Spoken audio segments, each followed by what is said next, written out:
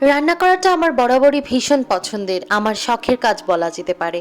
আর সেটা যদি আমার সবথেকে প্রিয় মানুষের জন্য হয় তাহলে তো আর কোনো কথাই নেই। আমার হাজবেন্ডের সবথেকে পছন্দের খাবারের রান্নাটা আজকে তোমাদের সঙ্গে শেয়ার করব। আমি এই প্রথমবারই খাসির মাংস রান্না করলাম।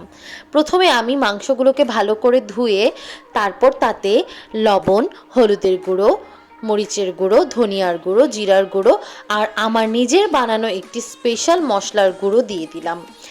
এবার আমি দিয়ে দিচ্ছি পেঁয়াজ কুচি, রসুন কুচি আর আদা কুচি, তারপরে দিয়ে দিচ্ছি খাঁটি সরিষার তেল, এরপর দিয়ে দিচ্ছি সুগার ফ্রির একটা স্যাশে। এরপর এটাকে আমি ভালো করে মেখে নেব। এখন আমার মনে হয়েছিল মাখার সময়টাতে একটু সরিষার তেল কম হয়েছে, তাই আমি আরেকটু নিয়ে নিলাম। মাখার কাজটা যত সুন্দর হবে তোমার মাংসটা খেতেও তত বেশি টেস্টি হবে, মানে তোমার রান্না করা মাংসটা।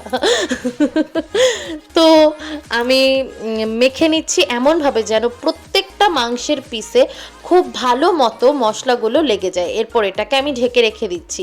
তারপরে কড়াইয়ে আমি তেল দিয়ে দিলাম। তার আগে আমি আলু ভেজে নিয়েছিলাম, আরও পেঁয়াজ কেটে নিয়েছিলাম আর টমেটো।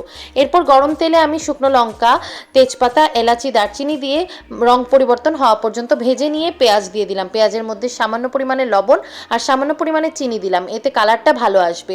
এরপর ঢেকে রাখা মাংসটা, যেটা ম্যারিনেট করে রেখেছিলাম মূলত, সেটাকে দিয়ে দিলাম সেই পেঁয়াজের মধ্যে। এবার এটাকে ভালো করে নাড়াচাড়া করে আমি কিছুক্ষণের জন্য রেখে দেব তেল ছাড়ার জন্য। তেলটা ছাড়ার জন্য অপেক্ষা করতে গিয়ে ভাবলাম থাক, এটা যেহেতু খাসির মাংস, একটু জল দিয়ে দিই। তো জল দিয়ে দিলাম। এবার জল দিয়ে একদম মাখা মাখা করে নিলাম মাংসটাকে। এই পর্যায়ে আমি এই মাংসতে আগে থেকে ভেজে রাখা আলু আর হচ্ছে কেটে রাখা টমেটোগুলোকে দিয়ে দিলাম। এই পর্যায়ে এগুলোকে নাড়িয়ে চাড়িয়ে আমি ভালো করে মিক্সড করে নিচ্ছি। তারপরে এই যে ঢেকে রেখেছিলাম, ঢাকনাটা খুলে দেখি কি সুন্দর একটা কালার হয়েছে, তেলটা ছেড়ে এসেছে। খাসির মাংসটা আমি প্রথম রান্না করলেও আমার নিজস্ব ব্যক্তিগত অভিজ্ঞতাকে কাজে লাগিয়ে রান্না করেছি বলে বেশ ভালোই হয়েছে। আমি বারবার করে জল দিচ্ছিলাম আর এটাকে ঢেকে ঢেকে মশলার তেলটা ছাড়ানোর জন্য রেখে দিচ্ছিলাম।